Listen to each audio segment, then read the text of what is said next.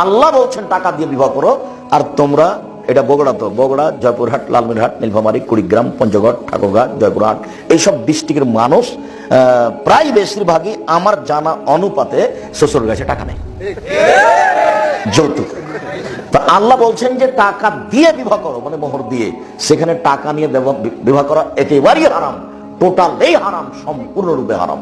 যে বাক্যটা আপনার খুব ভালোভাবে জানা আছে, যে আব্দুর রাজ্জাক সাহেব বলেছেন ভিক্ষে করা টাকা দিয়ে চাউল কিনে ভাত খেয়ে ইবাদত কবুল হবে, কিন্তু যৌতুকের টাকা দিয়ে, শ্বশুরের কাছ থেকে টাকা নিয়ে ওই টাকা দিয়ে চাউল কিনে ভাত খেয়ে ইবাদত কবুল হবে না।